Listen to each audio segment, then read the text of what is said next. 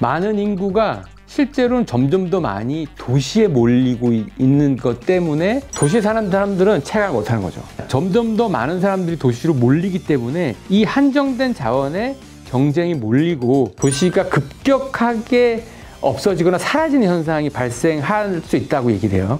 예를 들면 지방에서 빈곤한 도시부터 없어진다고 합니다. 네, 안녕하세요. 엠브레인 트렌드줍줍 윤덕환입니다. 오늘은 저출생 이야기를 해볼까 하는데 너무 좀 빤한 주제인가? 예, 감독이 한 명이시죠, 아이가.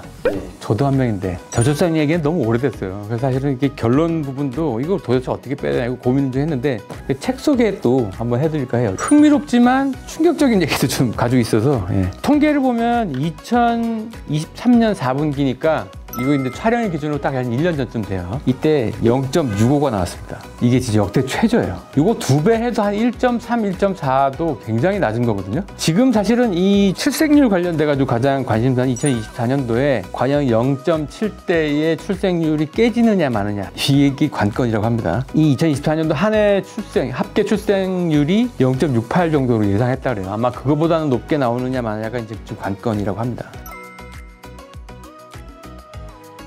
수준이 된 거를 넘어섰죠, 사실. 이게 2024년 5월에 정부 주도로 저출생 대응부를 신설한다고 발표했습니다. 근데 이게 내각 부서기 때문에 법을 통과해야 돼요. 아직 법은 통과 전이고 여기 그 목표나 이런 걸 보면 합계 출산율 목표치가 1.0이에요. 2030년까지.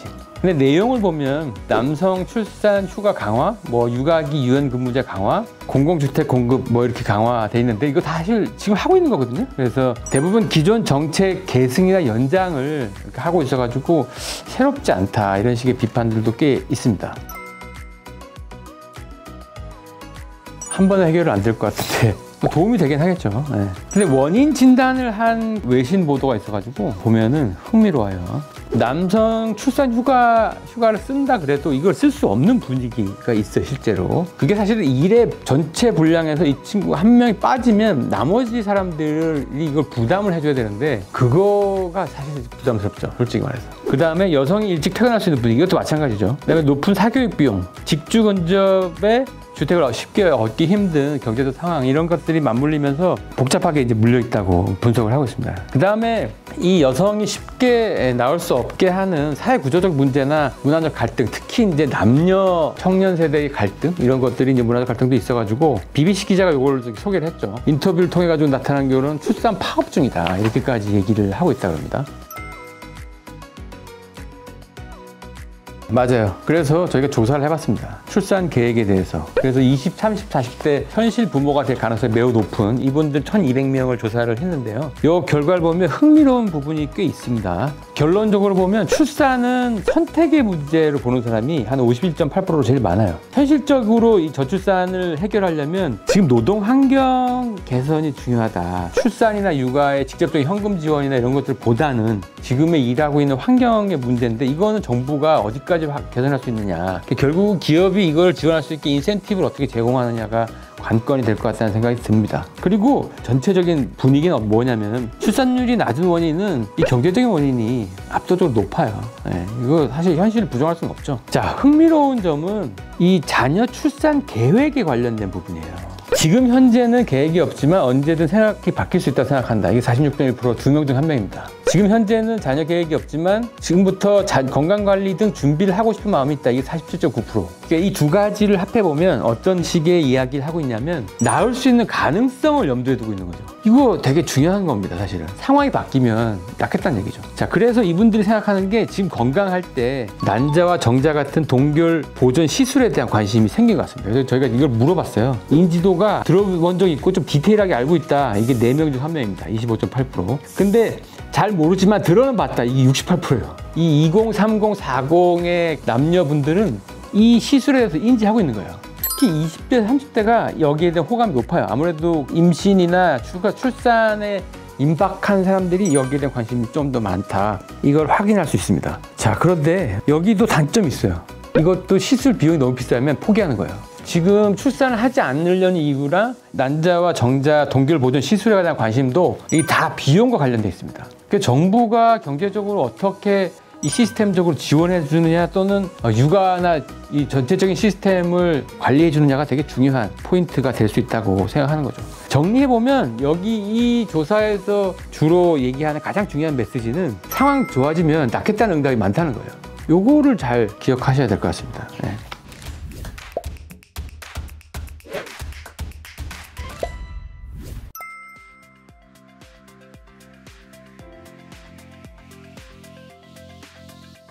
그거 맞아요.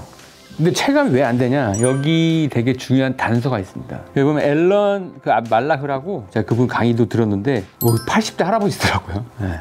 박사학위는 없습니다. 네, 저는 박사학위가 있는데 이분이 브루킹스 연구소라고 그 미국에서 굉장히 중요한 싱크탱크 중에 한 군데죠. 이 브루킹스 연구소에서 상당히 오랫동안 일하셨고 이 인구 문제나 도시계획 문제로 50년 동안 일했다니까 구력이 장난 아닙니다. 이 책에서 제시하고 있는 거에 체감 못하는 이유, 핵심은 도시화에 있다는 거예요. 많은 인구가 실제로는 점점 더 많이 도시에 몰리고 있는 것 때문에 도시에 사는 사람들은 체감을 못하는 거죠. 그래서 저출생은 고령화 문제랑 완전히 똑같이 수반이 되는데 서로 이제 수미일관한 문제인데 이 문제는 지방부터 시작됩니다.